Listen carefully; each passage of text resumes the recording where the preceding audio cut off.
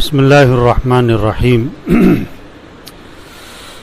حضور اکرم صلی اللہ علیہ وسلم کا ارشاد ہے، بے شک آدمی البتہ محروم کر دیا جاتا ہے کسی رزق سے، بے شک آدمی البتہ محروم کر دیا جاتا ہے رزق سے اس گناہ کی وجہ سے جو وہ کرتا ہے۔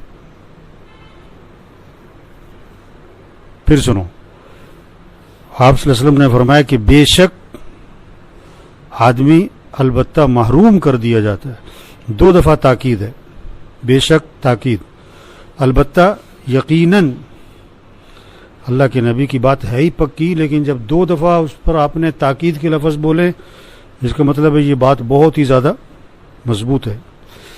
آپ نے کہ بے شک آدمی البتہ محروم کر دیا جاتا ہے اس رزق کی وجہ سے، اس گناہ کی وجہ سے جو وہ کرتا ہے۔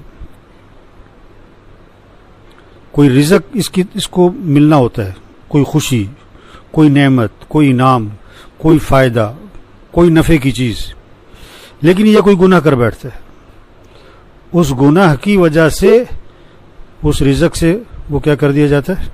محروم کر دیا۔ جیسے باپ نے نیت کی کہ بیٹے کو میں یہ چیز دوں گا، اس کے بعد بیٹے کی کوئی غلطی باپ کے سامنے آ گئی، اس نے کہا نہیں دینی۔ ہوتا ہے کہ نہیں ہوتا ہے؟ کسی کمپنی میں ایک آدمی ملازمت کرتا ہے، کمپنی والوں نے اس کی ترقی کا سوچا ہوتا ہے، لیکن اس کی کوئی غلطی پکڑی جاتی ہے تو اس کی ترقی پھر کیا ہوتی ہے؟ روک دی جاتی ہے نا۔ تو اللہ کی طرف سے کوئی فائدہ کسی کو ملنا ہوتا ہے، کوئی نفع، کوئی خوشی، کوئی اس کا مسئلہ پھنسا ہوا تھا وہ حل ہو رہا ہوتا ہے، لیکن یہ کوئی گناہ کرتا ہے، اس گناہ کی وجہ سے اس نعمت سے کیا کر دیا جاتا ہے؟ محروم کر دیا جاتا ہے۔ وہ نفع نہیں ملتا، وہ خوشی نہیں ملتی، وہ کام اس کا اور اٹک جاتا ہے۔ وہ سمجھتا ہے فلاں کی وجہ سے، فلاں کی وجہ سے نہیں، کوئی غلطی کی ہے، کوئی گناہ کیا ہے۔ آج لوگ اس بات کو نہیں سمجھ رہے کہ گناہ کی وجہ سے محرومی آئے گی۔ کوئی آدمی چاہتا ہے کہ اس کو نقصان ہو جائے؟ نہیں چاہتا۔ گناہ کیوں کر رہا ہے؟ اس کو یہ پتہ نہیں کہ گناہ کی وجہ سے محرومی آنی ہے۔ سورہ قلم میں قرآن پاک میں قصہ آتا ہے، والد جو تھا نا، باپ، باغ تھا انگور کا یمن میں، ہم نے وہ جگہ دیکھی، خوب خرچ کرتا تھا، خوب لوگوں میں خرچ کرتا تھا، غریبوں میں، یتیموں میں، لوگوں کو خوب کھلاتا پلاتا تھا۔ باپ مر گیا، بچوں 3 بیٹے تھے، انہوں نے کہا باپ بے وقوف تھا ہمارا، ایسے لوگوں کو کھلا پلا دیتا تھا، اگر وہ سارا جمع کرتا ہم کتنے مالدار ہو جاتے۔ ہم نے کسی کو نہیں دینا۔ عام طور پر جو دوسروں کو بے وقوف سمجھتے ہیں وہ خود ہی بے وقوف ہوتے ہیں۔ وہ کیا سمجھ رہے تھے کہ باپ بے وقوف تھا، حالانکہ بے وقوف خود تھے وہ۔ تو انہوں نے کہا ہم نے کسی غریب کو کچھ نہیں دینا ہے، اور رات کو جائیں گے ہم پھل کاٹنے، کسی کو پتہ ہی نہ لگے۔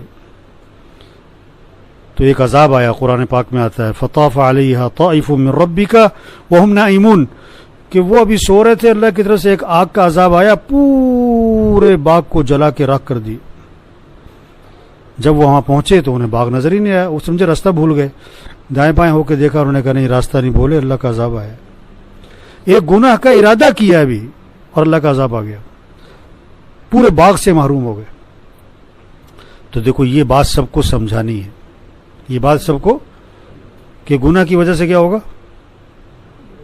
بولو، رزق سے محرومی ہوگی، نفع سے محرومی ہوگی، خوشی سے محرومی ہوگی، کوئی نقصان ہو جائے گا۔